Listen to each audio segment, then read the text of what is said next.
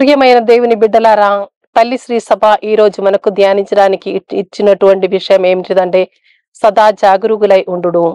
సదా జాగరూకులై ఉండుడు అని మనం ధ్యానించినప్పుడు మనం తెలుసుకోవలసిన విషయం ఏమిటిదంటే, తండ్రి దేవుడు మనలందరినీ ప్రత్యేక సృష్టిని ఈ లోకానికి పంపించినప్పుడు ఒక పని కూడా, ఒక కర్తవ్యం కూడా అప్పుచెప్పుతుంది. అది ఎప్పుడు నిర్వహించాలి అనేది సమయం ఆయన దృష్టిలో ఉన్నది. కానీ మనకు మాత్రం అది తెలియదు. మీరు ఒక విద్యార్థి అయినచో మీరు మీకు కేటాయించినటువంటి సమయాన్ని సద్వినియోగం చేసుకొని బాగుగా చదివి మంచి భవిష్యత్తు పొందడానికి సిద్ధపడాలి. మీరు ఒక కుటుంబ నాయకుడు అయినచో, మీరు ఒక తల్లి అయినచో, మీరు మీ కుటుంబ బాధ్యతను సక్రమంగా చేసి మీ కుటుంబ సభ్యులకు కావలసిన అటువంటి సేవలు అందించి మీరు సిద్ధపాటుగా ఉండాలి.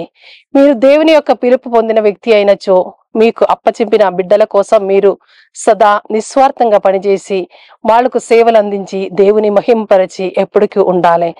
అలాంటి సమయంలో మనకు పిలుపు వచ్చినట్లయితే మనం సంతోషంగా వెళ్ళవచ్చు. మన సాధారణ జీవితంలో మనం చూసినట్లయితే మనం ఎన్నెన్నో యాత్రలు చేస్తూ ఉంటారు. యాత్ర చేయక ముందు మనం 2 రోజులు 3 రోజుల ముందు దానికోసం సిద్ధపాటు చేస్తూ ఉంటారు. అయినప్పటికీ కూడా ఏదో ఒకటి మర్చిపోతూ ఉంటారు. మనం పోవలసిన వాహనం మనం అందకపోవచ్చు. కానీ తర్వాత కూడా మళ్ళీ వచ్చి వాహనంలో వెళ్ళి మనం గమ్యం చేరుకుంటాం. మనకు ఒకవేళ మన పేర్స్ మర్చిపోయినట్టయితే మనకు ఎవరైనా ఫోన్ పే ద్వారా మనకు పైసలు అందిస్తారు. మన పని ఎట్లయినా చేసి ముగించి మనం వచ్చేస్తాము. కానీ మన పరలోక ప్రయాణంలో అలా ఒక ఛాన్స్ మనకు లేదు. మనకు పిలుపు వచ్చేది ఎప్పుడని మనకు తెలియదు.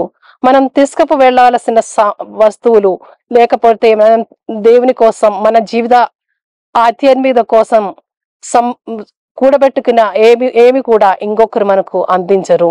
మనం చేసినటువంటి సత్క్రియలు పుణ్య ప్రవర్తులు మనతో వస్తాయి. అది మనం మనతోనే తీసుకువెళ్ళవలసినది. ఇంకొకరు అందించే అవకాశం లేదు.